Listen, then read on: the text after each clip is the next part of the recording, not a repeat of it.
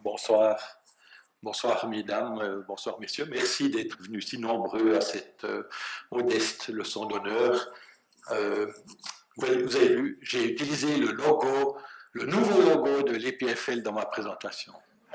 J'ai dû changer ça hier. Le président de l'IPFL a fait le release, le relâchement du nouveau logo, je crois, il y a 2 ou 3 jours. Hein. Je vois, c'est correct. Donc, j'ai mis le nouveau logo, et puis j'ai même adapté le logo du laboratoire d'électronique et de traitement de signal pour être compatible avec l'IPFL. Voilà, alors je vais essayer de vous parler un petit peu d'application de traitement de signal et de microélectronique au système embarqué et puis aux montres électroniques. Alors merci pour la présentation et les remarques très très gentilles de la part d'Herbert et de la part aussi de Christian Hens. Ce que je vous propose comme table des matières aujourd'hui, c'est un peu lourd, mais je vais essayer d'avoir que quelques transparents par thème. Mais on va essayer de parler de traitement de signal et de microélectronique, parce que c'est un petit peu le cœur de tout ce qui a été fait et développé dans ce laboratoire. On va parler de GNSS. Alors, GNSS, c'est un terme sauvage, mais en gros, d'habitude, les gens parlent de GPS. Mais GNSS, c'est la réunion de 4 dispositifs qui sont faits par les États-Unis, la Russie, la Chine et puis l'Europe. Ultra wideband, GPS ne fonctionne pas à l'intérieur des locaux ou dans les parkings souterrains ou dans les usines. Et on s'est aussi intéressé à faire du positionnement local à l'intérieur d'un bâtiment. Et pour ça, on utilise la communication à ultra large bande. Ensuite, on a aussi un petit chapitre de montres électroniques. Comme vous avez déjà eu par mon collègue Herbert une présentation de certains des projets, on va être assez succinct sur cette partie-là. On a aussi conduit des projets dans le domaine des horloges atomiques miniaturisées. On va en parler un tout petit peu. Et puis, il y a un certain nombre de projets qui ont eu lieu dans notre laboratoire pour faire du traitement d'image et du traitement de la voix, des traceurs, des senseurs de Hall et puis des appareils biomédicaux dont on va juste évoquer les choses. Et puis on arrivera aux conclusions et puis si vous êtes d'accord aussi à des remerciements. Alors, l'historique du laboratoire d'électronique et de traitement de signal, je vais prendre 1 minute. Ce laboratoire a été créé en 1972 et il a vécu pendant 46 ans, hein, donc c'est un assez vieux laboratoire. Donc ce laboratoire a été créé à l'Institut de physique de l'Université de Neuchâtel en 1972. Et puis après 3 ans, le canton de Neuchâtel a décidé, et l'université ont décidé de créer un institut de microtechnique. Et puis donc en 1975, ce laboratoire était le premier laboratoire de l'Institut de microtechnique de l'Université de Neuchâtel. L'Institut de microtechnique n'existait pas encore à Lausanne, hein, à l'EPFL. De 1978 à 1982, il y a eu 3 nouveaux laboratoires qui ont été créés. Laboratoire d'optique, laboratoire de photovoltaïque, et puis le Sensor Actuators and Microsystems du professeur Nico de Roy, qui est présent ce soir. Alors après, ensuite, 20 ans se sont écoulés, et puis de 2002 à 2004, il y a eu les successions des professeurs qui arrivaient à la retraite, et 3 nouveaux professeurs sont arrivés. C'est pour l'optique, pour le laboratoire d'électronique, et puis pour le photovoltaïque, avec mes collègues Ensuite Mexique, et puis Christophe Baïf, on a repris ces successions.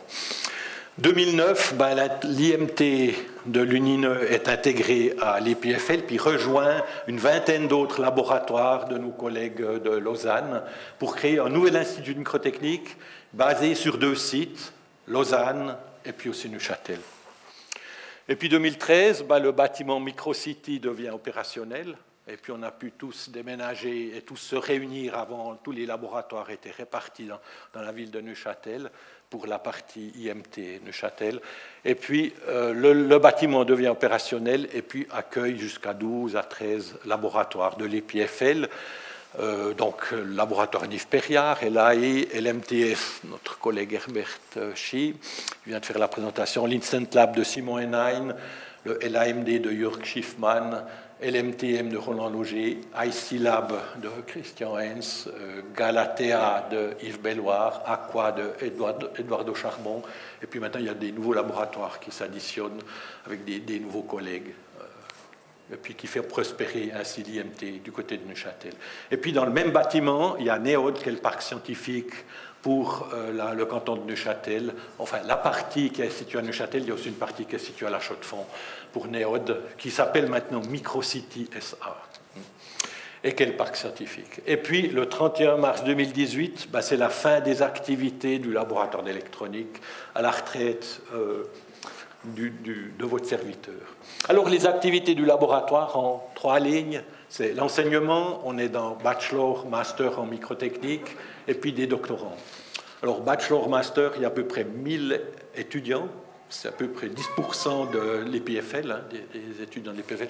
Et puis en doctorat, il y a deux écoles doctorales qui étaient concernées par les doctorants du laboratoire.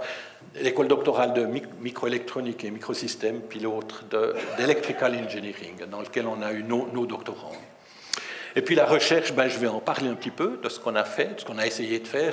Et puis remarquez qu'on met toujours aussi en avant le transfert de technologie, parce qu'on a pas mal de relations avec les milieux industriels de la microtechnique, de la région, aussi de nos amis français du Doubs. Et puis donc on était énormément orienté pour les applications industrielles. Alors quand on parle... Voilà.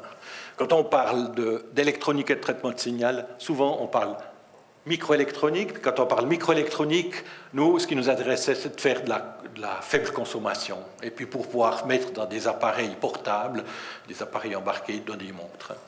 Donc dans la partie de gauche ici, tout ce qui est microélectronique, on a réalisé en collaboration avec des industries ou bien avec des projets fonds nationaux, des projets de recherche pour faire des circuits intégrés CMOS, donc MOS complémentaire.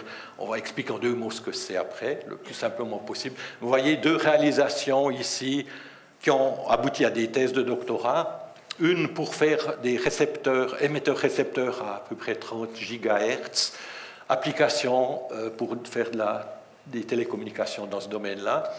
Technologie utilisée, 130 nanomètres CMOS. Et puis la deuxième réalisation, CMOS 180 nanomètres pour réaliser conversion analogique numérique 16 bits, faible consommation pour des applications audio et puis des capteurs, CMOS de nouveau. Là, le projet est directement parti chez Microélectronique Marin, puis ils ont commencé la production sans même nous avertir. Et je crois après moins d'une année, on avait appris qu'ils avaient fait 40 millions de circuits dans ce domaine-là. Alors c'est pour la partie circuit intégré, puis pour la partie traitement de signal, vous voyez, au lieu de développer des circuits intégrés, c'est aussi, on développe des algorithmes, on a développé des algorithmes utilisés dans des boards ou dans des boîtes qui sont bourrées d'électronique. Comme par exemple ici, dans la partie de droite, c'est un récepteur Galileo Search and Rescue. Donc, c'était le premier récepteur Galileo qu'on avait fait, qui était capable de décoder le signal Search and Rescue Return Link Message. Donc, c'est une communication bidirectionnelle entre un satellite de 23 000 km d'altitude et puis un récepteur. Et puis, avec des nouvelles boucles de tracking, de suivi pour le signal propre de Galileo qui s'appelle Binary Offset Carrier. Voilà, c'est un projet FP7, de nouveau une thèse de doctorat. Voilà des exemples en somme, microélectronique et puis traitement de signal pour illustrer donc plus directement ce qui s'est fait dans ce labo. Ici, on a figuré un dispositif de réseau de capteurs qui a aussi été développé pour faire des réseaux de capteurs sans fil qui utilisent une technologie ultra haute fréquence, UHF, 434, 868 et 915. Nous, on a principalement travaillé pour le 868 MHz.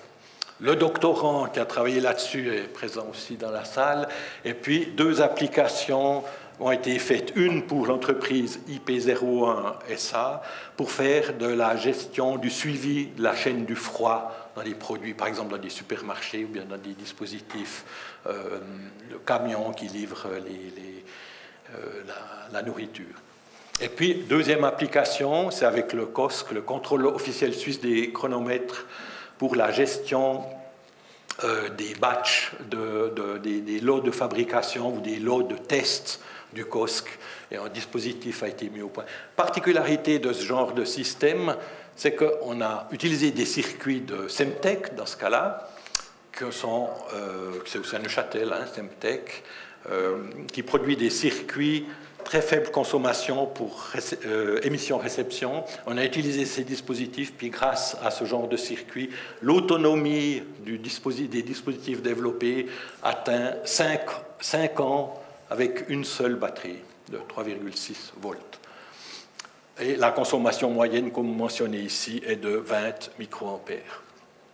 Voilà. Alors j'ai expliqué en quelques mots le cœur de ce qui se fait dans le laboratoire. Je fais une toute petite partie théorique avec pas de formule, mais pour expliquer ce dont il s'agit quand on parle de traitement de signal et de microélectronique. Qu'est-ce qu'on fait quand on veut transmettre une information? Par exemple, moi j'essaye de vous parler, et puis vous êtes le récepteur, le destinataire du message que j'essaie de faire passer, et puis le trajet typique, c'est d'avoir un émetteur, c'est moi qui parle, puis d'avoir un canal. Puis le canal, dans ce cas-là, c'est l'air. Moi, je parle avec la voix, puis vous recevez l'information. Alors ça, c'est le cas le plus simple. Tout le monde utilise ça tous les jours. Mais c'est possible que vous vouliez transmettre un message, par exemple votre voix, à travers un canal téléphonique, cette fois-ci, parce que le destinataire, il se trouve à l'autre bout du monde. Donc c'est extrêmement commun, mais en fin de compte, il faut utiliser un peu plus que simplement le canal de la voix. Alors, ce qui est utilisé dans les systèmes de communication numérique, c'est, vous voyez, au début, on a la voix, c'est la source.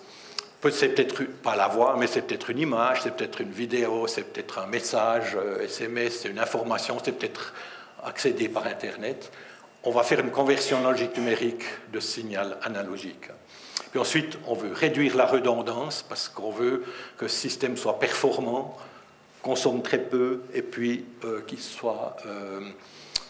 qu'on transmette que ce qui est indispensable. Ensuite, on va encoder la source, par exemple cryptée, pour avoir un message codé.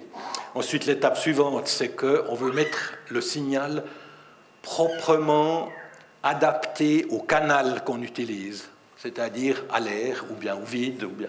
Donc on utilise un encodeur de canal et puis on fait un codage de l'information redondante. Et puis quand c'est un dispositif moderne, qu'est-ce qu'on aimerait faire?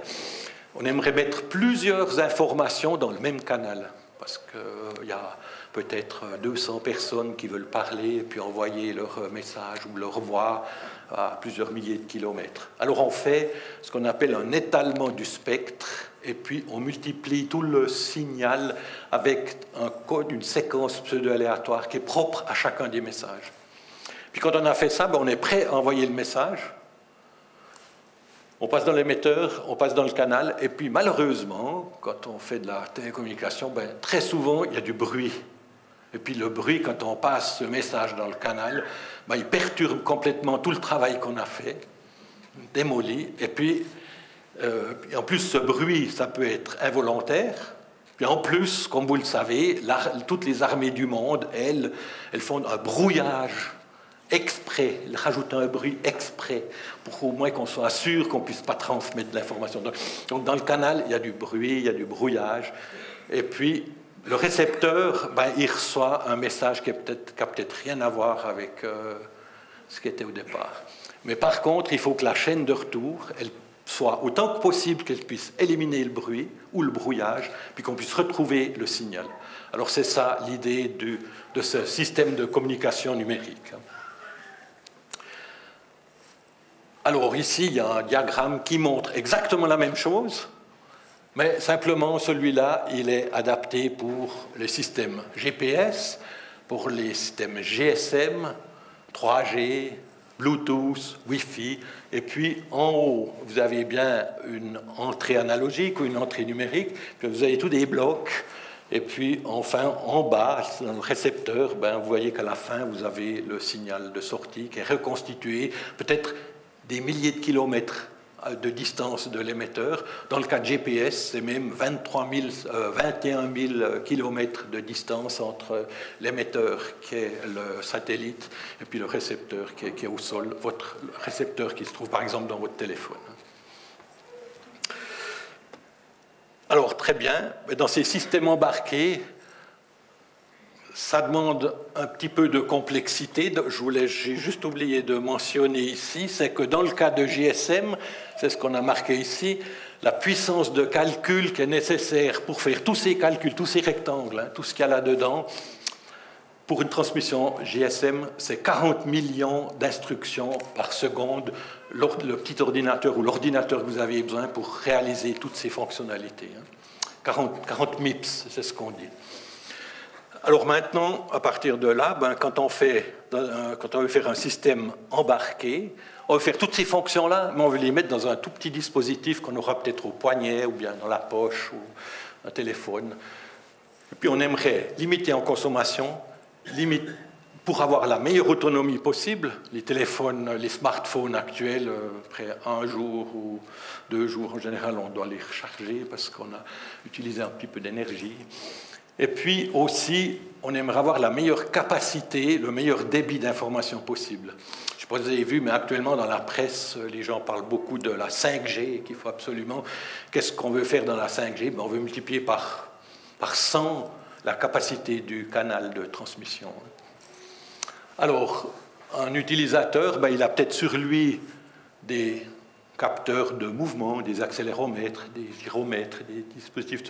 Il a peut-être une pompe à insuline sur lui, il a peut-être un capteur de pression, il a peut-être un dispositif d'ECG ou bien un capteur de localisation. Puis il aimerait bien pouvoir utiliser ce système, puis peut-être mémoriser des données ou aller rechercher des données dans le cas de GPS, aller rechercher une position grossière qui sera à sa disposition sur Internet. Et puis il aimerait pouvoir communiquer Wi-Fi, Bluetooth, peut-être de manière plus locale et pas avec le réseau téléphonique. Alors, quelles sont les limitations qui sont marquées ici? C'est la consommation du dispositif et la capacité de transmission. Alors, on s'occupe déjà de la capacité de transmission. On aimerait bien transférer les informations de l'émetteur, de la source, jusqu'au destinataire, sans erreur. Alors, le transfert d'informations sans erreur, il y a un théorème de Shannon qui dit que si vous avez un canal de transmission qui a une certaine largeur de bande, B, puis il est bruité parce que voilà, il y a du bruit, il y a du brouillage, le rapport entre l'énergie par bit qu'il faut mettre divisé par le bruit, quand la largeur de bande tend vers l'infini, c'est log naturel de 2, c'est 0,7. Si vous n'avez pas ce rapport-là, si vous êtes inférieur, vous êtes garanti que votre message va se transmettre avec des erreurs. Donc voilà, ça c'est un premier résultat. Et puis la puissance consommée d'un dispositif, comme le gros schéma que je vous ai montré avant, vous vous souvenez, 40 millions d'instructions par seconde. Dans ce système, il y a des parties analogiques, il y a des parties numériques, c'est le petit ordinateur qui se trouve peut-être à l'intérieur de votre système portable. Et puis il y a des capteurs, il y a des senseurs, il y a des affichages, bien sûr dans les téléphones, toujours des énormes affichages. Puis la consommation inférieure, dans le cas d'un système GSM ou 3G qui fonctionne à 2 GHz, les bandes de fréquence, c'est 900, 1800 mégas, 2 gigas. Si vous voulez un certain rapport signal sur bruit, vous pouvez calculer la partie analogique, elle va de toute façon consommer au moins 100 milliwatts. Donc, d'où la raison pour laquelle les dispositifs ont des autonomies relativement limitées dans le temps. Et puis ça, c'est que la partie analogique, mais la partie de traitement de signal, puis de calcul. Vous vous souvenez des 40 MIPS? Ça veut dire que vous avez un processeur qui tourne à 40 MHz à peu près. C'est assez typique. S'il est alimenté sous 1 volt, puis qu'il y a 10 millions de transistors dans ce processeur, ça vous donne 200 milliwatts. Donc, c'est la somme de ces consommations que vous aurez pour votre dispositif. Donc, ça montre que les limites en consommation et puis en débit d'information. Voilà, alors j'ai parlé de traitement de signal avec la partie théorique, et puis microélectronique, hein, donc il y a traitement de signal électronique. Alors, un peu d'histoire. En 1947, il y a eu le premier transistor, le Shockley, transistor à point de contact. Donc, l'année 1947, on a produit un transistor dans le monde, le premier. Hein. Voilà. Il a fallu attendre 10 ans pour que des gens aux États-Unis imaginent de produire ces transistors avec une technologie planaire. Et puis, c'est ce qui a donné la révolution de toute la microélectronique. Une année après, premier circuit intégré par Fairchild, avec plusieurs transistors. Et puis, vous voyez, 10 ans après, il y a des gens qui étaient chez Fairchild, c'est M. Noyce et Moore, Robert Noyce et Gordon Moore. C'est les deux personnes qui sont à droite sur la photo. Hein. Et puis, M. Grove, Andrew Grove, c'était le premier directeur d'Intel jusqu'en 1990. Alors, ils ont créé l'entreprise Intel. C'est des gens qui sont partis, les deux personnes de droite, qui sont partis de chez Fairchild, puis ils ont créé Intel. Puis Intel existe toujours aujourd'hui, puis c'est un des plus grands fabricants de circuits intégrés dans le monde, qui est en Californie. Et puis, 3 ans après, ils ont créé le premier microprocesseur Intel 4 bits, Intel 4004, 2300 transistors. Et puis, le personnage qui est à droite, Gordon Moore, alors ce qui s'est passé avec lui, c'est qu'en 1965, il a émis une loi, enfin, les gens parlent d'une loi, mais c'était purement heuristique, hein, c'était une loi avec le pouce. Il a dit, depuis maintenant, le nombre de composants qu'on va arriver à mettre sur un circuit intégré va doubler chaque année. Et puis, la réalité, c'est que c'est tous les 18 mois qu'on arrive à doubler le nombre de composants microélectroniques. Et le composant de base, il s'appelle le transistor MOS. Puis MOS vient pour métal oxyde semi-conducteur. Alors, j'ai ici, peut-être quand même... Voilà. Alors, ici, ce transistor MOS, il est créé avec... Ce dispositif, ça c'est un dessin, hein, vous voyez, avec une source, une grille et puis un drain. Et puis la grille, elle est formée en métal. Juste en dessous, on trouve un oxyde, d'où le terme O de MOS, hein, métal oxyde. Et puis encore en dessous, il y a un semi-conducteur. Puis en gros, ce dispositif, vous mettez une tension et puis avec la tension de la grille, vous arriverez à régler le courant qui va circuler entre la source et le drain, en réglant cette tension. Et puis ça, c'est le transistor MOS, et puis c'est toujours utilisé comme ça depuis 60 ans à peu près. Alors, le détail, c'est que la règle de conception de ces transistors, elle a changé au cours du temps. Vous voyez, c'est ce paramètre qui est indiqué grand L, c'est la règle de conception, c'est la longueur de grille du transistor. Et puis ce qu'a dit Gordon Moore, elle a dit pendant toutes les années et demie, on va doubler les composants. Donc c'est cette grandeur ici, le L indice G, qui va diminuer périodiquement. Et vous voyez que c'est réalisé. En 1971, cette grandeur, c'était 10 microns. Puis si on est en 2018, c'est maintenant 7 nanomètres.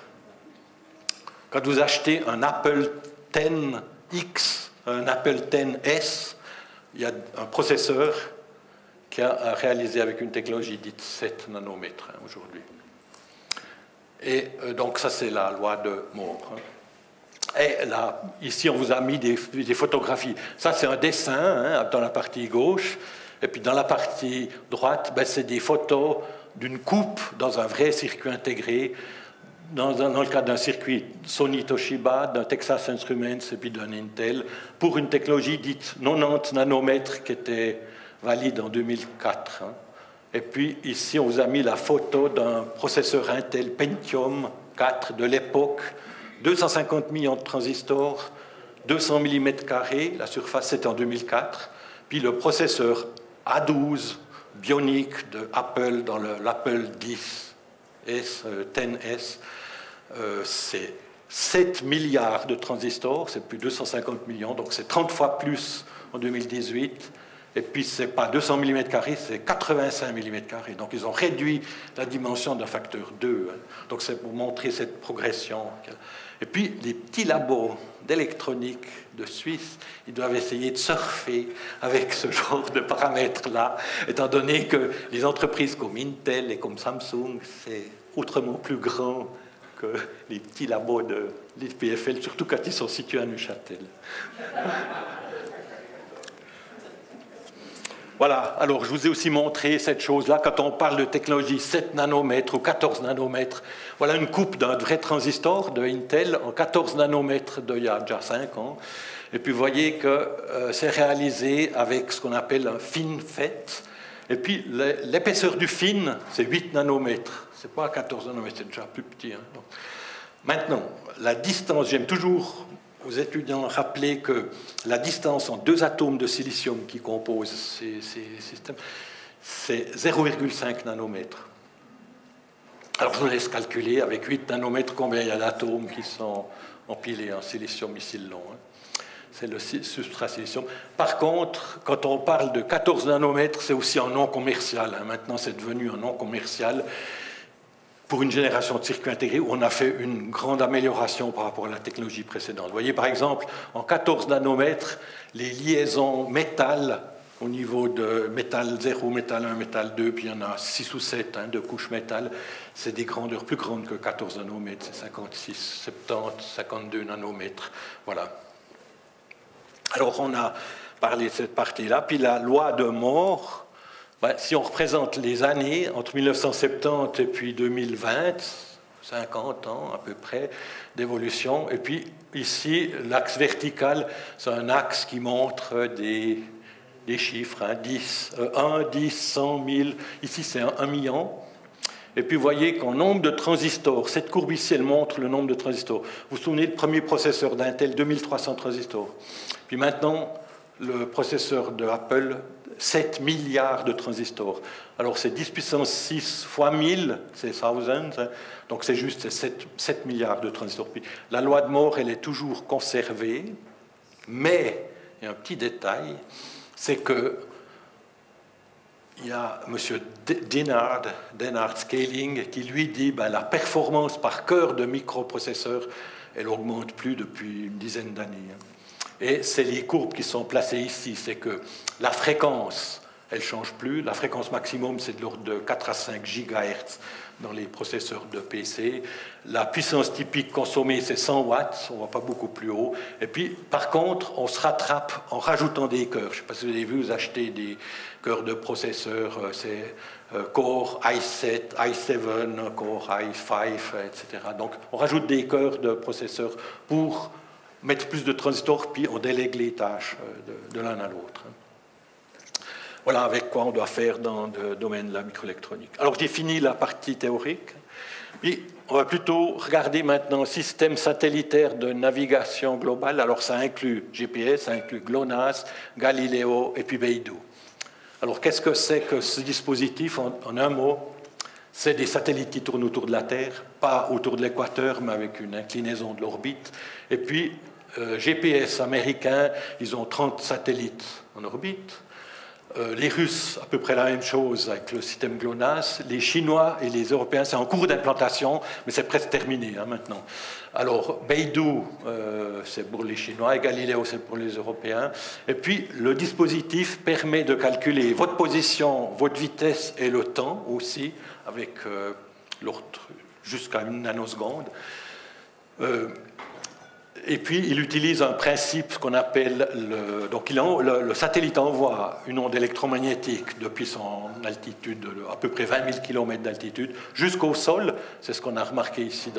On a mis 4 satellites qui envoient une onde électromagnétique. Puis, on arrive à déterminer le temps d'arrivée de l'onde électromagnétique qui se propage à la vitesse de la lumière jusqu'à l'utilisateur. Et avec 4 satellites, on arrive en réception, on arrive à calculer position, vitesse et temps. C'est une technologie spatiale évolutive. Les 4 partenaires, parce que les systèmes sont interopérables, rajoute d'année en année des nouveaux signaux pour être plus performants. Technologie spatiale évolutive, avec 4 dispositifs globaux. Il va y avoir 120 satellites à 20 000 km d'altitude en 2020, et chaque système a à peu près 3 signaux différents, donc à peu près plus de 300 signaux qui seront à disposition des utilisateurs pour pouvoir se positionner de manière sûre n'importe où dans le monde, y compris au pôle Nord ou au pôle Sud. Voilà les signaux. Je vous ai dit 3 types de signaux. Si on représente en fréquence ici, c'est des fréquences qui commencent à 1 GHz jusqu'à, ici dans ce cas-là, jusqu'à 1,7 GHz, 1,602. Le système américain. Puis quand vous vous positionnez, quand vous utilisez votre GPS dans votre voiture ou dans votre téléphone cellulaire, ben actuellement, la seule fréquence qui est utilisée, c'est cette fréquence qui est marquée ici en turquoise, hein, qui est la fréquence GPS L1 civile. Et puis tout ce qui est rouge, c'est tout du militaire. Hein. C'est réservé pour les militaires, pour pouvoir faire mieux que les civils, sur le champ de bataille. GLONASS a aussi un dispositif, nous on n'a jamais travaillé avec parce qu'il travaille en ce qu'on appelle Frequency Division Multiple Access, c'est difficile à faire le récepteur, la partie analogique. Par contre, on a travaillé avec Galileo, ici, voilà les signaux. Et vous voyez que GPS, Galileo et Beidou, ils ont des signaux sur la même fréquence.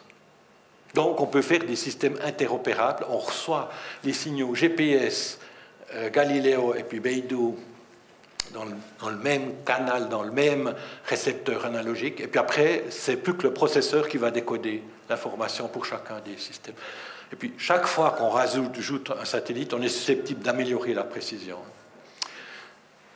Un de nos collègues de Besançon nous avait dit « Ah, mais Galileo, ils ne vont jamais lancer les satellites. » Il nous avait dit « C'est en 2008, 2009. » Alors, c'est quand même pas tout à fait vrai. Vous voyez que sur cette photo, sur cette image d'artiste, vue d'artiste, entre 2011 et 2016, et puis en 2016 et 2018, l'Europe a lancé depuis la Guyane 7 fusées Soyouz depuis la Guyane, avec 2 satellites sur chacune des fusées, et puis de 2016 à 2018, 3 fusées Ariane 5, avec 4 satellites à l'intérieur. Petite contribution suisse dans l'affaire, c'est la coiffe, vous savez, c'est Contraves en Zurich hein, qui fait ça, et puis à l'intérieur des satellites, il y a 4 horloges atomiques. Puis toutes sont fabriquées chez SpectraTime, donc à Neuchâtel, hein, et puis elles ont fait, il y a 2 ans, un petit problème. Il y avait un composant qui était défectueux sur 4 des satellites. Donc, sur chacun des satellites, des derniers satellites là, de 2016, il y a, le satellite doit vivre avec 3 horloges atomiques. Mais en principe, pour donner le temps, il a besoin d'une fonctionnelle. Voilà, c'est la bonne nouvelle. Puis l'autre bonne nouvelle, c'est que SpectraTime a malgré tout reçu le mandat pour la phase 3 de Galileo, donc pour l'Europe, c'était en ordre comme ça. Il y avait aussi une erreur de la part de Airbus Industries. Enfin, on n'ose pas le dire ici, hein. Je n'ai rien dit. Hein. Voilà. GNSS, alors, pour la précision de la position que vous allez interpréter, ben, il faut justement avoir des horloges extrêmement stables dans le satellite. Et puis, ce qui se trouve, les 4 horloges que je vous ai dit dans Galileo, ben, c'est 2 masers à hydrogène, 2 masers passifs à hydrogène, qui sont marqués ici. Voilà. Et puis, 2 références standards de fréquence atomique au rubidium, qui est aussi un produit de SpectraTime. Donc ces 2 horloges-là, multipliées par 2, 4 horloges dans chaque satellite Galileo. Et si on regarde au cours du temps, on a mis 12 heures ici, puis ici on a mis le biais d'horloge estimée, mais converti en mètres. Alors vous voyez qu'avec une horloge césium standard ou maser à hydrogène, on ne voit pas bouger, c'est d'ailleurs les références mondiales actuellement. Par contre, si vous avez une horloge rubidium, ici marquée, la courbe elle est plutôt comme celle-ci ici. Donc au bout de 5 heures, 5-6 heures, vous commencez à avoir 100 mètres de biais. Donc c'est pas très bon. C'est pour ça que toutes les 5 à 6 heures, des corrections d'horloge sont envoyées depuis le sol jusqu'au satellite. Ça se fait pour GPS, puis ça se fait pour Galileo. Et puis vous voyez que si vous utilisez par contre des oscillateurs à quartz, même en enceinte thermique comme c'est marqué OCXO ici, voilà, ici OCXO, ben c'est cette courbe ici, puis elle est bien moins bonne que des horloges atomiques. Puis si je vous mets ici la courbe pour ce que vous trouvez comme quartz dans votre téléphone cellulaire, elle a l'air d'être bonne, mais en réalité, on a triché, on a enlevé un facteur 100 dans la déviation. Donc en réalité, la courbe elle est 100 fois plus écartée, donc elle n'est vraiment pas très très bonne. Voilà, et je vous rappelle que quand vous faites une erreur d'une nanoseconde, c'est 30 cm de faux sur la position que vous aurez. Donc c'est sur ces choses-là qu'on a travaillé. Et déjà, quand j'étais dans la première vie, dans le laboratoire R&D de Swatch Group, là, Azulab, on a développé, à la demande de ETA, de microélectronique marin, montre prototype avec un récepteur GPS. Alors l'idée, c'était que M. Weber, qui est un explorateur canadien d'origine suisse, qu'on a eu la chance de rencontrer, il est allé jusqu'au pôle Nord avec des chiens polaires, c'est traîneau. Il a eu des difficultés quand il est rentré, parce que ça commençait d'être le printemps, des choses comme ça. Et puis, il s'est rendu au pôle Nord, on a pu discuter avec lui, puis il avait un Garmin 45 à l'époque, et puis à la position du pôle Nord, l'astuce, c'est que la latitude, c'est 90 degrés, puis la longitude, c'est 0, 1, 2, 3, jusqu'à 360, c'est un point singulier. Hein. Donc voilà l'astuce. Alors on a fait dans la montre Swatch Ironic, on a muni avec un récepteur GPS de notre port, on a fait une montre analogique avec récepteur GPS, une autonomie plus grande qu'une année dans le mode montre. Dans le mode GPS, voilà les circuits intégrés qui ont été réalisés, analogique, RF, intermédiaire, et puis ici le circuit, le processeur, hein, en logique. Hein. Alors, chipset, GPS, relativement faible consommation, 35 mAh, ça a l'air beaucoup, mais pour un GPS, c'est pas beaucoup. Hein. Et puis, 10 millions de transistors. Alors, nous, on a réalisé ce GPS ici. Voilà la carte avec l'antenne GPS, la partie montre avec un affichage LCD, le connecteur uniquement. Puis l'autre partie, c'était les circuits récepteurs GPS. Puis nos collègues de ETA avaient réalisé ici le même genre de montre, mais complètement numérique, sans la partie analogique. Puis vous voyez, c'est mix et remix qu'ils avaient mis comme gag, qui se promenait lorsque la personne se déplaçait là, à 1,2 km par heure. Et puis, troisième réalisation qui a été faite de nouveau par Azulab, où ils ont remis en place des nouveaux circuits qui avaient été réalisés partiellement aussi avec l'Institut de microtechnique, notre laboratoire, avec le laboratoire d'électronique. Alors voilà le départ pour tous ces développements. Puis au laboratoire d'électronique, j'ai eu une dizaine de doctorants qui ont travaillé sur ce sujet GPS pour des architectures de récepteurs et des algorithmes qui ont été développés dans le domaine de la partie RF, puis aussi de la partie bande de base. Et vous voyez que c'était montre GPS. Il y a une dizaine de sujets qui sont dans le domaine GPS et dans le domaine Galileo, qu'on a développé aussi pour des projets européens avec l'Union européenne. Le dernier projet qu'on a eu dans le domaine GNSS, c'est un projet qui a été fait sur la norme ou la régulation Beidou avec Chinese Academy of Space Technology. C'est la NASA chinoise hein, qui nous a donné 2 mandats qu'on a appelés, qui sont appelés Weak High Earth Orbit. Alors, je vous explique en 2 mots. Vous savez que la Chine va aller sur la Lune dans les années 2020, quelque chose comme ça. En tout cas, je crois qu'ils ont montré une volonté claire là. Et puis, l'idée, c'est qu'ils souhaitent pouvoir continuer de se positionner avec leur vaisseau spatial pendant le voyage entre la Terre et la Lune, et puis peut-être aussi sur la Lune, s'ils ne sont pas sur la face cachée, hein, comme ils ont fait la dernière fois. Alors, en gros, c'est quand on est dans une trajectoire de haute orbite, c'est le cas de la trajectoire de transfert vers la Lune, eh bien, on peut, malgré tout, malgré qu'on est là, continuer de recevoir des signaux GPS. Voilà.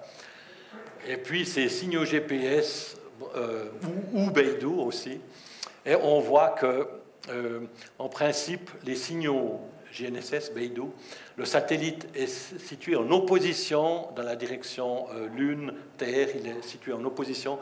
Il vise avec le rayonnement électromagnétique la planète Terre, et puis il y a une petite partie, une petite fraction qui loupe la planète, puis qui part plus loin. Puis c'est cette partie-là qu'on utilise pour se positionner quand on est au voisinage de la Lune. Alors, tout le développement a été fait à l'Institut microtechnique. On avait des assistants, des collaborateurs qui venaient de Chine pour aussi apprendre et collaborer. Et puis, on a développé un récepteur faible coût pour ce qu'on appelle ces High Earth Orbit, de extrême haute sensibilité. Donc, GPS, l'information qui vient quand elle arrive sur Terre, elle est noyée dans le bruit. Vous vous souvenez, je ne vous ai pas dit au début, elle est 20 dB en dessous du bruit. Puis quand on est au voisinage de la Lune, elle est encore 30 dB en dessous. Donc ça donne une petite complexité pour le récepteur à réaliser. Mais ici, on a eu un thésard qui a travaillé sur ce projet et puis qui est arrivé au succès. Maintenant, le dispositif est aussi parti à la Chinese Academy of Space Technology. Voilà, maintenant je vais vous parler de positionnement local. On a dit qu'on se positionne de manière globale, par exemple avec Galileo, avec tous ces dispositifs. Puis quand on est à l'intérieur d'un bâtiment, on a une atténuation de 30 décibels par rapport à l'extérieur. Donc pour certaines applications, c'est intéressant de pouvoir positionner à l'intérieur de locaux des lots de production, par exemple. Notre client était l'entreprise PX Group, qui fait des boîtes or pour une grande entreprise horlogère, dont on n'ose pas donner le nom, mais qui s'intéressait à pouvoir localiser ces lots de production, par exemple pour s'apercevoir que le batch numéro 18 n'est pas en train de sortir des locaux pour aller on ne sait où. Alors, positionnement local, et pour ça, qu'est-ce qu'on a utilisé? On a utilisé de la communication dite à ultra large bande, UWB, qui est marqué ici. Alors, quel est le principe qu'on a voulu utiliser? C'est que quand alors ici, on a mis la largeur de bande ou l'axe des fréquences. Puis si vous regardez ici, le GSM, votre téléphone, il utilise une bande étroite, 200 kHz. Puis il transmet toute l'information comme ça, avec ces 200 kHz. Quand vous avez GPS, vous utilisez ce qu'on appelle l'étalement de spectre. Et puis là, le spectre, il a plus 200 kHz, mais il peut avoir jusqu'à 30 MHz. Ici, on a mis 20 dans l'image. Et puis, l'idée, c'est d'utiliser de l'ultra large bande, donc d'utiliser des bandes comme 500 MHz de largeur de bande, ce qui permet à ce moment-là, alors c'est de nouveau un théorème de Shannon qui vous dit que quand vous voulez communiquer avec un haut débit, 5G, c'est ce qu'ils préfèrent, avoir des hauts débits, le meilleur moyen, c'est d'augmenter linéairement la largeur de bande, parce que quand vous augmentez linéairement la largeur de bande, eh bien, le débit va aussi s'accroître de la même façon. Par contre, si vous dites je vais augmenter la puissance, mais je vais garder la même largeur de bande, il faut l'augmenter exponentiellement pour augmenter le débit. C'est cette loi qui dit ça. Donc, nous, on n'a pas du tout retenu ça, parce que ce n'est pas propice à la faible consommation, puis à des objets portables. C'est la raison pour laquelle toute la localisation précise des dispositifs qui ont été réalisés, c'est possible avec des signaux qui ont une largeur de bande élevée. Alors ici, dans le spectre, on avait 1 GHz de largeur de bande, plus ou moins 500 MHz. Et puis ici, le signal dans le domaine temporel, vous voyez que ça donne un signal, des impulsions extrêmement courtes de 2 nanosecondes dans ce cas. Et c'est ce qu'on appelle Ultra-Wideband Impulse Radio. Donc c'est des dispositifs de ce genre-là qu'on a réalisés pour faire un système basse consommation, et malgré tout une application donc, de positionnement, puis aussi le transfert de données. Alors, voici une halle de montage de PX Fressimet, Schuferer, à la Chaux-de-Fonds, dans lequel tout le dispositif a été testé. Voilà le récepteur, et puis voilà ici les émetteurs qui étaient placés dans les lots de production. Et vous voyez qu'on a réalisé aussi les circuits intégrés qui ont été faits pour placer sur ces circuits imprimés. Et puis, on a mis des cellules solaires, puis un système de récolte d'énergie piézoélectrique pour essayer de rendre le système complètement autonome, qu'il n'y ait même plus no battery, hein, qu'il n'y ait plus de batterie. Voilà ce qui a été réalisé. C'était aussi une thèse d'un doctorant dans notre laboratoire. Dans le même ordre de choses, on a réalisé d'autres thèses, cette fois-ci dans le domaine non plus à 5 GHz, mais plus haut, à 24 GHz dans le premier circuit qu'on avait vu, et aussi jusqu'à 30 GHz pour un dispositif de radar et de Communication Phase Array Receiver. L'idée ici, c'était de munir dans les lampadaires publics. Actuellement, en Suisse, on est en train de changer les lampadaires, les vieilles lampes par des LED. Hein. Et puis, c'était de profiter de ce dispositif pour mettre un dispositif à 24 GHz qui soit un radar, qui puisse détecter la présence ou non de piétons ou de voitures. Et puis, pendant la nuit, peut-être d'éteindre le lampadaire pour économiser de l'énergie. C'est des choses qui sont à la mode, hein, je crois, au Val-de-Rue.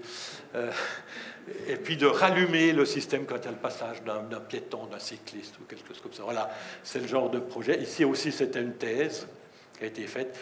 Et puis, dans le même ordre de grandeur, quand on parle de temps à l'échelle nanosecondes, 10-9 secondes, avec Arma Suisse, on a eu plusieurs projets pour réaliser la synchronisation du temps dans un réseau sans fil, pas dans un réseau filaire, hein, dans un réseau sans fil, à l'échelle de la nanoseconde, sur donc un lien sans fil.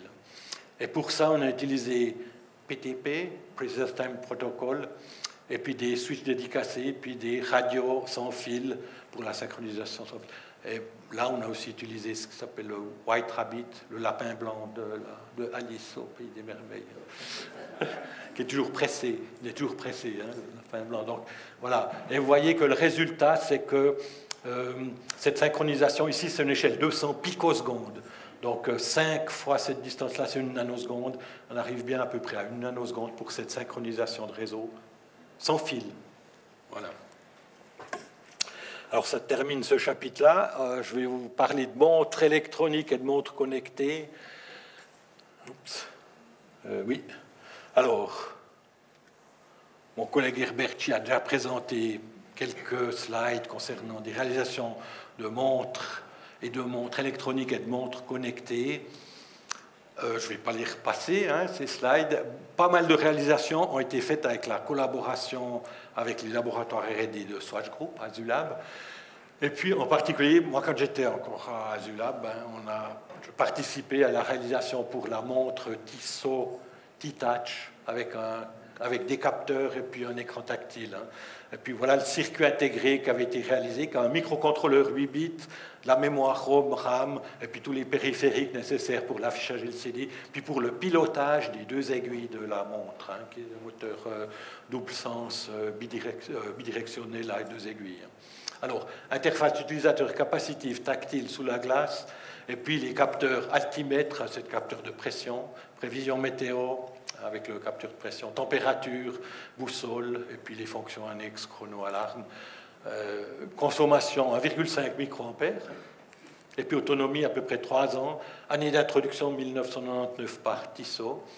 En 2009, quand on a été absorbé par l'EPFL, un représentant de l'EPFL est venu nous voir, et puis on a présenté qu'on travaillait dans ce genre de projet à un petit laboratoire d'électronique. Puis on a montré la montre, et puis il a dit « Ah oui, ça c'est la montre qui fait la même chose que l'iPhone qui venait de sortir, hein, 2008. Hein. » Et puis j'ai quand même répondu « Oui, vous avez raison, c'est bien la montre qui fait la même chose, l'écran tactile comme l'iPhone, mais c'était 10 ans avant l'iPhone. » Voilà. Voilà donc. Autre petit épisode, quand j'étais encore dans Swatch Group, M. Nick Hayek, qui est maintenant le directeur de Swatch Group, est allé voir l'entreprise Microsoft en 2001 pour Swatch Paparazzi. Swatch Paparazzi, hein, François. Et puis, il est arrivé là à Seattle. Et puis, là, ils ont commencé la séance. Et puis, il y avait le directeur de Microsoft. Puis, il a offert une montre Tissot T-Touch. Puis, alors, Nick Hayek raconte que le reste de la journée, pendant la séance, il y avait un gars de Microsoft qui faisait rien que de manipuler l'écran tactile de la T-Touch. Puis cette personne, ben, c'est Bill Gates. Voilà. Alors, suite à ce genre de développement-là, à l'intérieur du laboratoire, on a développé avec des collaborateurs, collaboratrices, toujours en collaboration avec Swatch Group, R&D, Division Azulab, ETA, Tissot, et puis aussi notre collègue de l'EPFL, Elmam, hein, Kamia Ramignan, qui est là, dispositif de montre analogique avec affichage LCD qui contient des capteurs MEMS de mouvement pour le sport et le fitness. Alors l'idée, c'est de faire compteur de pas, vitesse instantanée, distance parcourue, énergie totale consommée, aussi des idées qui viennent du LMAM pour des fonctions très intéressantes, contrôle par écran tactile, et puis en fin de compte, la différence avec certains produits concurrents, c'est de continuer d'utiliser une batterie primaire avec une autonomie de 1 à 3 ans, et pas de 1 jour. Voilà la petite difficulté qui était additionnée dans ce genre de projet. Alors, quand vous avez à disposition des capteurs MEMS, comme développés dans le labo de Nico de Roy, hein, vous voyez tout ce type de capteurs-là, ben vous vous ouvrez à des applications comme toutes celles qui sont là. Puis c'est le même genre de principe que, comme on a développé, que vous pouvez faire des applications qui sont dans les mains des industriels et qui peuvent vendre ces produits. Horloge atomique miniaturisée, on appelle ça Chip Scale Atomic Clock, c'est pour ça qu'il y a le C6SAC. Hein. Alors, il y a plusieurs entreprises dans la région de Neuchâtel qui font des horloges atomiques. Hein. Il y a SpectraTime, il y a T4 Science, et puis il y a aussi au Quartz. Et puis il y a aussi le CSEM qui est appliqué, il y a le laboratoire temps fréquence de l'Université de Neuchâtel, et puis ben, il y avait des labos de l'EPFL. Et vous voyez qu'on a réalisé avec SpectraTime et avec l'Agence européenne de l'espace un oscillateur ultra stable miniature, et les dimensions qui étaient visées, c'est quelque chose comme le rectangle, le cube bleu par rapport aux horloges atomiques rubidium qui existent chez SpectraTime. Donc, réduire les dimensions et puis garder des performances parfaitement acceptables. L'ESA visait 1 cm3. Je ne sais pas si on est arrivé dans le cadre de ce projet avec SpectraTime. Et puis alors, deuxième projet, c'est avec nos collègues de Besançon qui sont là, hein, Christophe Gorecki, on a eu un projet européen avec FemtoST qui s'appelait MAC-TFC, MEMS Atomic Clocks for Timing, Frequency Control and Communication, projet européen, 4,3 millions d'euros. Il y a 9 partenaires européens. Et puis là, donc c'était FemtoST le primary, hein, le principal, mais 3 organismes suisses ou 3 laboratoires suisses étaient impliqués. C'était aussi au Quartz, partenaire industriel, le LTF, le SAMLab et puis le laboratoire d'électronique. Donc 4 partenaires suisses hein, dans ce projet-là. C'était 4,3 millions d'euros. C'était l'époque 2008 où l'euro valait 1,67 franc. Donc on a reçu le premier versement, c'était 1,67 franc. Mais ça s'est gâté quand on a eu le dernier versement en 2012. Il était à 1,20 hein, l'euro. Là, c'était la catastrophe pour payer les gens à la fin. Voilà. Et puis, alors là, alors, le laboratoire d'électronique, en 2 mots, voilà le schéma bloc du dispositif avec la partie physique qui est, vous voyez, c'est écrit physique, vapor cells, tout petit, hein, réalisé par Nico de Roy et puis par Christophe Gorecki, partie physique. Puis nous, on s'est occupé de la partie électronique.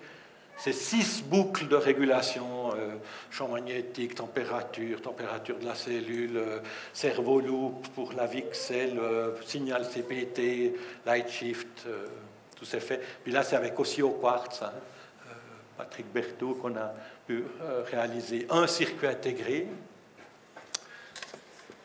qui est ici, voilà.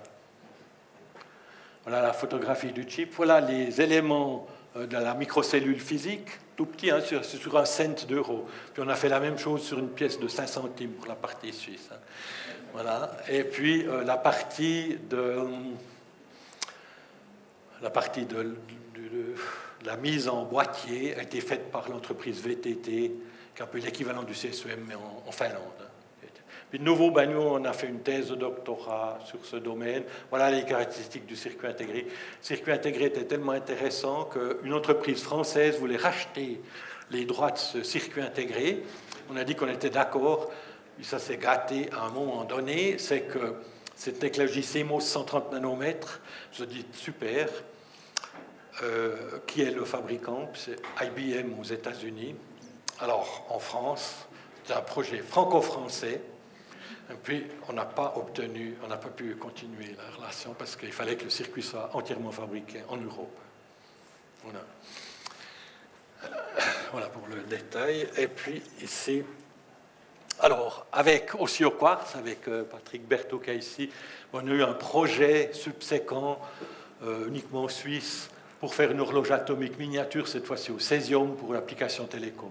Et voilà le breadboard, ou là, le board qui a été réalisé. Cette fois-ci, l'horloge atomique, elle est d'une dimension de 5 cm par 5 cm sur 1,5 dp. Donc voilà la performance. Stabilité en fréquence obtenue, c'est la courbe typique qu'on regarde quand on fait des horloges atomiques. Vous voyez, très bonne diminution là, dans la déviation d'Allan au cours du temps. Et puis où ça se gâte, c'est que bon, c'est déjà pas mal le plateau, puis c'est moins bon quand ça remonte après 10 000 secondes. Voilà, il faut essayer d'éviter ça. Donc, on avait un doctorant pour essayer de travailler sur l'aspect du drift linéaire à éliminer. C'est un travail, donc vous voyez, CSEM, aussi au quartz, qui était le maître d'œuvre, l'Uni de Neuchâtel, laboratoire temps fréquence, laboratoire d'électronique, et puis le LPM de Jacques Jacot, qui a fait un excellent travail dans ce domaine. Merci encore. Voilà. Traitement d'image et de la voix. Alors, on a eu beaucoup de projets dans ce domaine-là. J'ai dit qu'on faisait aussi du traitement d'image, la voix, des traceurs, des senseurs de Hall et puis des appareils médicaux. Alors, je vais passer un peu plus rapidement ici, mais on a développé pour la Fondation Suisse Téléthèse un dispositif. La Fondation Suisse Téléthèse vend pour les personnes handicapées qui sont, par exemple, malades d'aphasie, qui n'arrivent pas à parler, hein, un dispositif qui s'appelle Babar et qui permet à l'utilisateur d'avoir comme un cahier avec des codes barres, et puis la personne, l'enfant ou la personne a un lecteur, et puis elle va sur le code barre, et puis l'appareil parle. Donc c'est leur façon de communiquer hein, dans ce cas-là. Et puis nous, notre but, c'était, avec ce dispositif appelé Pictobar, non pas de se limiter à des codes barres, mais d'avoir aussi, de reconnaître des pictogrammes simples, dans un catalogue de plusieurs milliers de pictogrammes, mais aussi des images des vacances, pour dire, voilà, j'étais heureux d'être en vacances à cet endroit-là, et choses de ce genre-là. Donc, c'est un appareil portable. On n'a pas fait de circuit intégré, mais on a utilisé des circuits existants. Mais il y a tout l'algorithmique qui a été fait dans ce domaine-là, qui a permis d'avancer. Et puis, ici, une réalisation avec Sadamel à la Chaux-de-Fonds pour des distributeurs de tickets, un dispositif de reconnaissance de pièces de monnaie. Ce qui est amusant dans les pièces de monnaie, c'est que les systèmes de distribution de tickets, de monétique, ils utilisent un système inductif qui repère la pièce de monnaie. Détail, en Inde, la pièce de 1 roupie puis la pièce de 2 roupies, c'est le même diamètre, le même matériau, le même métal, simplement c'est écrit 1 ou bien c'est écrit 2. Alors, problème pour les distributeurs de tickets de bus en Inde. Voilà. Alors, c'est ce genre de problématique-là qu'on a attaqué avec dans ce cas-là. Et puis avec Kizzy Tracking, on a aidé à la réalisation de certaines parties de leur dispositif de traceur. C'est un module qui a la grandeur d'une carte de crédit, mais il y a une batterie quand même. Et puis il y a un dispositif GSM, 3G, Wi-Fi, et puis qui fonctionne sur la base des SMS pour consommer moins d'énergie, et puis qui envoie, quand il voit un réseau, il envoie sa position grossière, puis ça vous permet de suivre un colis à travers le monde. Puis la réalisation que nous on a faite, c'est que quand vous avez un colis, un dispositif GSM à l'intérieur, puis que vous le faites voyager en avion, vous devez débrancher la partie GSM. C'est ce qu'on vous demande. Alors, c'est le dispositif de Flight Mode Monitor qui a été réalisé en collaboration avec Kizzy Tracking.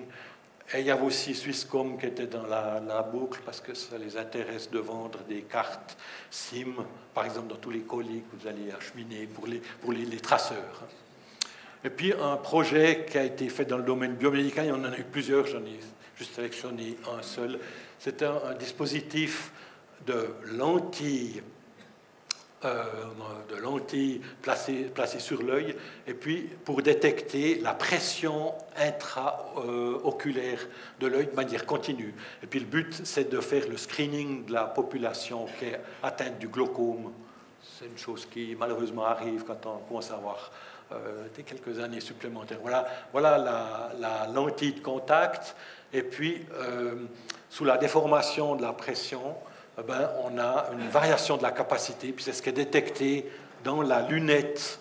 On demande à la personne de porter la lentille, plus une lunette, et puis ainsi de faire toute l'électronique qu'il y a à voir. Voici la réalisation ici de ce premier dispositif. On a aussi fait des circuits intégrés à ce sujet-là, puis c'était avec l'entreprise Tissot Medical Research et la HEARC, la HESSO du Locle, des éplatures du Locle de Neuchâtel, qu'on a réalisé ce projet. Puis le dernier que je voulais vous parler quand même, c'est le projet qu'on a eu avec Sensima Technology. Pavel est là. Pavel Kejik. Ah oui, bonjour. Alors, j'ose pas dire certaines choses. Alors, on a réalisé un projet pour un capteur de Hall pour utiliser pour des moteurs sans collecteur, des brushless electric motors. Et puis, c'est l'application principale qui a été développée avec Sensima Technology. Avec un circuit intégré, ce n'est pas celui de Pavel, c'est le circuit du professeur de Radé que j'ai mis là. C'est un capteur, un layout d'un capteur de Hall qui est réalisé en technologie CMOS.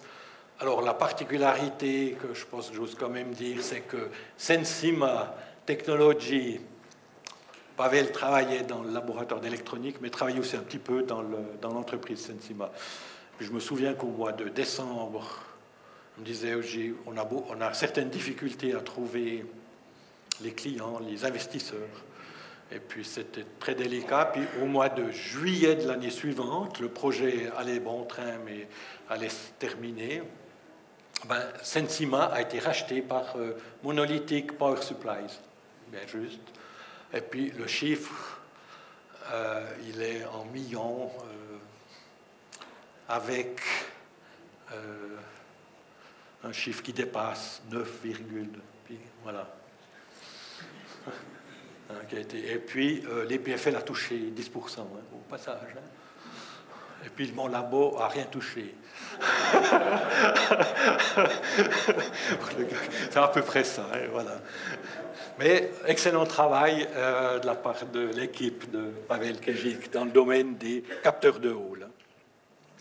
Alors j'arrive un peu aux conclusions maintenant, et puis l'évolution de la microélectronique. Alors je suis bien ambitieux de dire que je peux conclure puis que je vous dire ce qui va se passer en microélectronique dans les prochaines années. Ce qui est clair, c'est que la loi de Moore, de Gordon de Moore, elle va continuer.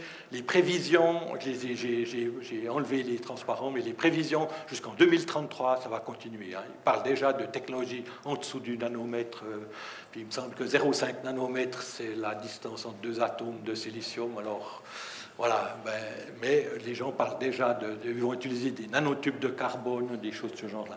Donc c'est un peu bien ambitieux de ma part, mais il y a quand même un petit point que je vais soulever pour l'évolution dans les conclusions de la microélectronique. Regardez ce schéma, il date de février 2019, donc c'est assez récent, de IEEE Solid State Circuit. Monsieur Xiu, lui, il affirme que Moore, la loi de Moore. La loi de Moore, c'est la compression du transistor MOS. Hein. Donc depuis 10 microns, on a passé à 7 nanomètres maintenant, puis ça va encore continuer. C'est ce qu'on appelle Moore. Hein.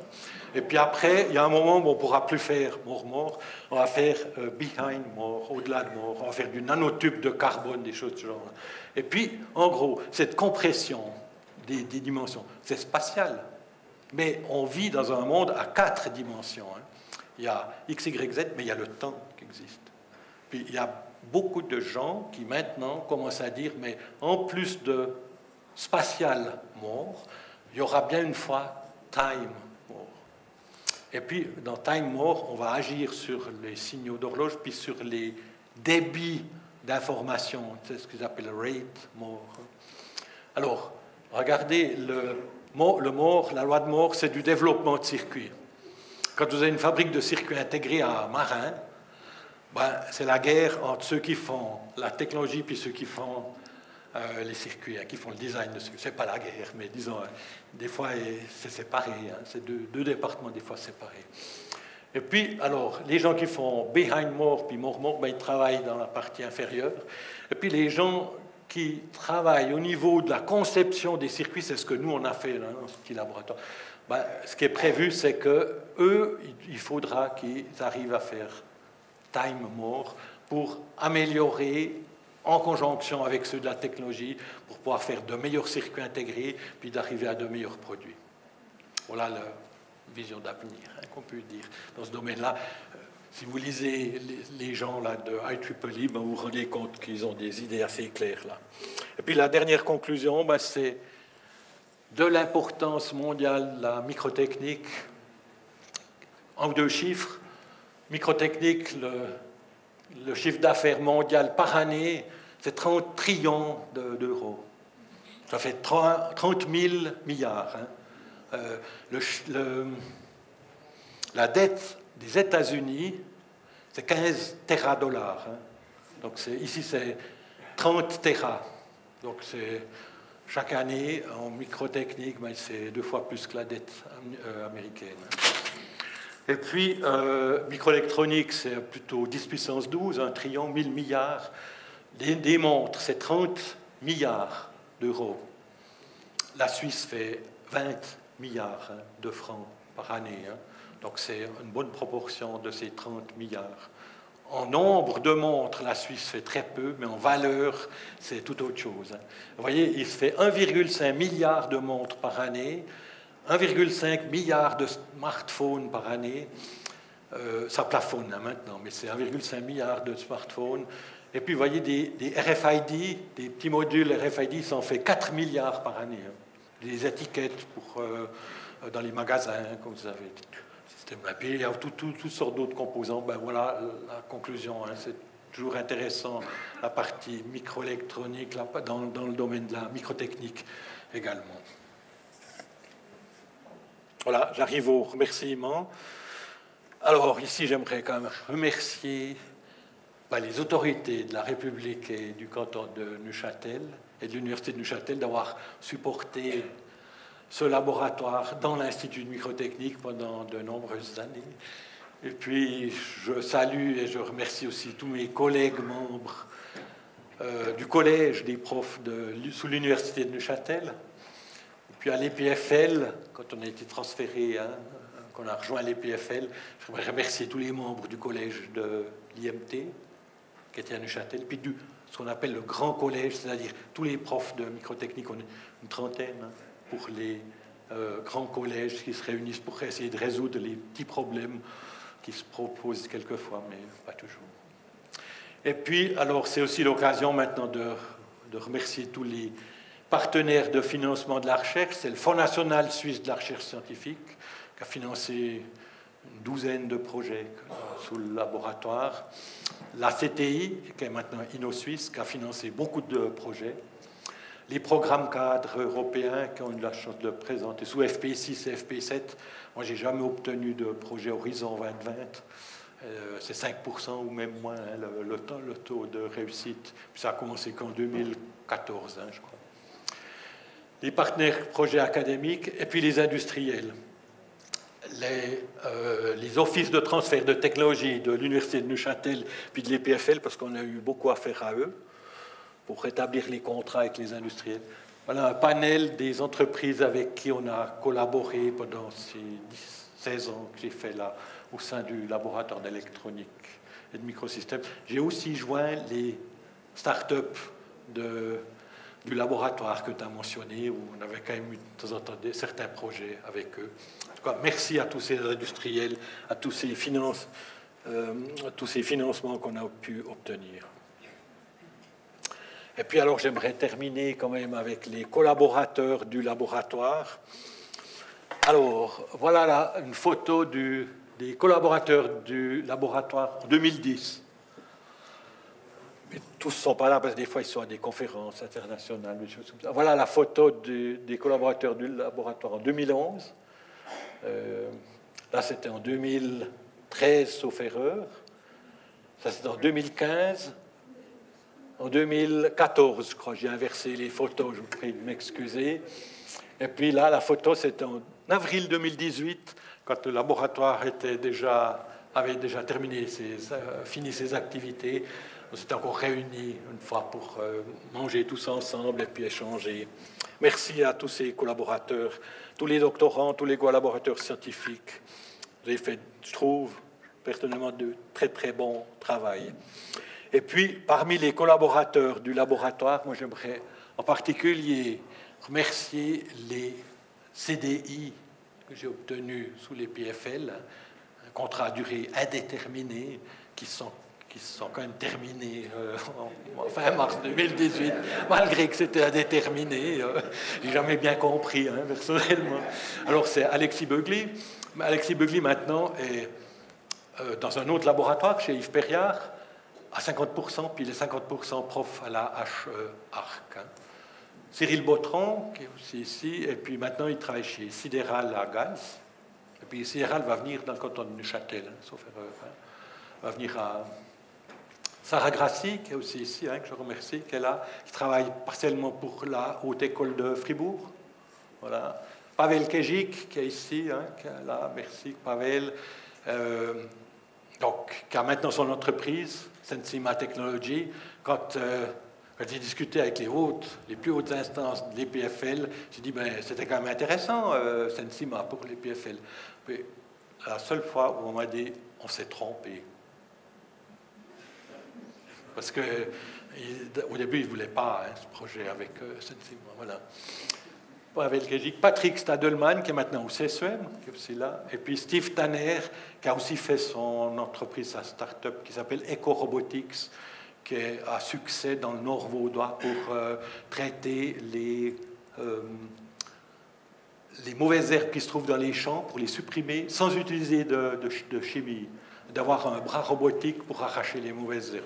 Puis si on se trompe de 5%, c'est pas trop grave. Hein. Voilà, c'est un petit peu de blé qui ne sera pas... Voilà. Alors moi, j'aimerais remercier maintenant aussi notre secrétaire, hein, qui est Joël Banjac, qui était toujours là dans les moments difficiles, quand il fallait accueillir tous les stagiaires, tous les nouveaux doctorants. Alors, bravo, merci. Merci Joël. Félicitations.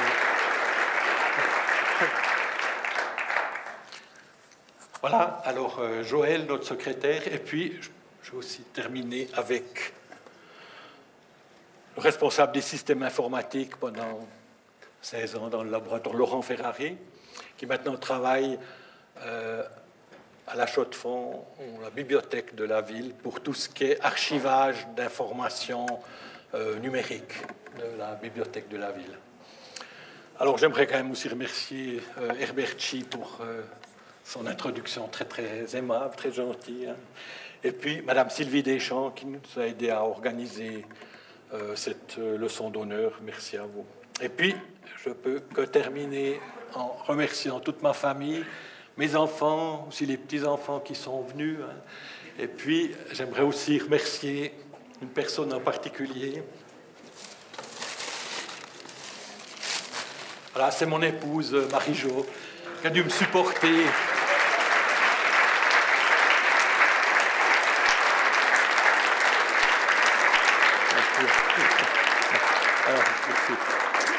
Merci, Marie-Jo.